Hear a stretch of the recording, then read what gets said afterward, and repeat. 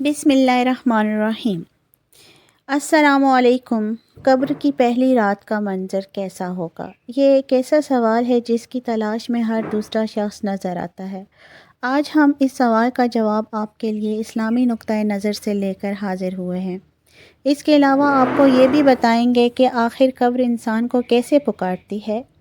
کیا یہ پکار انسان کو سنائی دیتی ہے؟ حضرت ابو سعید خدری رضی اللہ تعالیٰ عنہ سے روایت ہے کہ سرور کائنات صلی اللہ علیہ وآلہ وسلم نے فرمایا، لوگوں، لذتوں کو ختم کرنے والی موت کو کثرت سے یاد کیا کرو۔ قبر ہر دن اپنے مردوں سے خطاب کرتے ہوئے اعلان کرتی ہے، میں غربت اور تنہائی کا گھر ہوں، مٹی اور کیڑوں کا گھر ہوں۔ جب مومن کو دفن کیا جاتا ہے تو قبر اسے مرحبا کہتے ہوئے خوشخبری سناتی ہے کہ میری پشت پر چلنے والوں میں تو بڑا محبوب تھا، آج میں تیری ہو گئی اور تو میری طرف آ گیا، تو اب میرے احسان کو دیکھ لے گا۔ یہ کہہ کر قبر تاحد نگاہ کشادہ ہو جاتی ہے اور جنت کا دروازہ اس کے لیے کھول دیا جاتا ہے، جہاں سے اس کو جنت کی تازہ ہوا آتی ہے۔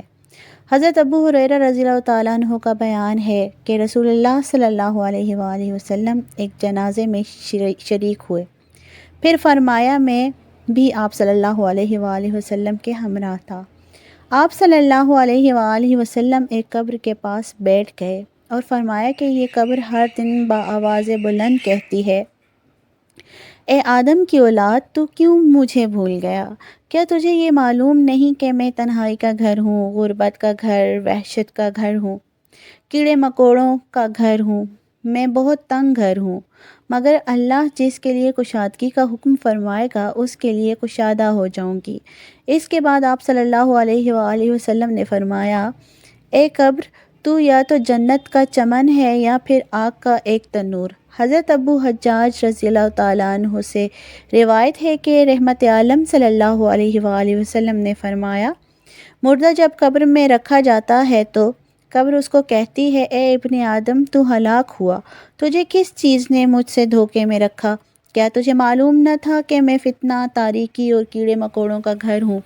تجھے کس چیز نے مجھ سے بہکا کر نڈر کر دیا اور تو میری پشت پر خوب اکڑ کر چلتا تھا؟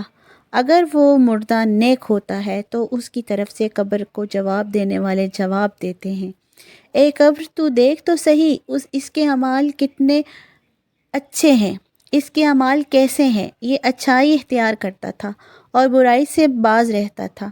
یہ سن کر قبر کہتی ہے، بے شک یہ نیک تھا، اب میں اس کے لیے سرسبز ہو جاتی ہوں۔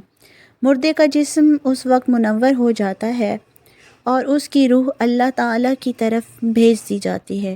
حضرت عبداللہ بن عبید رضی اللہ تعالیٰ عنہ سے روایت ہے کہ رسول اللہ صلی اللہ علیہ وآلہ وسلم نے فرمایا، مردہ قبر میں بیٹھتا ہے اور ان لوگوں کے پیروں کی آواز بھی سنتا ہے جو اس کے جنازے کے ساتھ ساتھ قبر تک گئے ہوں۔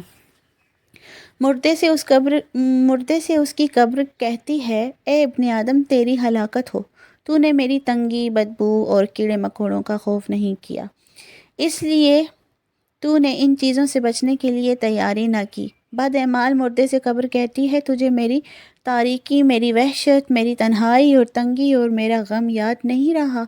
اس کے بعد قبر اس کو جکڑ دیتی ہے، جس کے بعد اس کی پسلیوں کی ہڈیاں ایک دوسرے میں پیوست ہو جاتی ہیں، جبکہ نیک بندے کے لیے قبر کشادہ کر دی جاتی ہے اور اس کے دائیں ایک کھڑکی کھول دی جاتی ہے جہاں سے اس کو جنت کی ہوا آتی ہے۔ اللہ پاک ہم سب کو قبر کے عذاب سے بچائے اور ہم کو نیک اعمال کرنے کی توفیق عطا فرمائے، آمین یا رب العالمین۔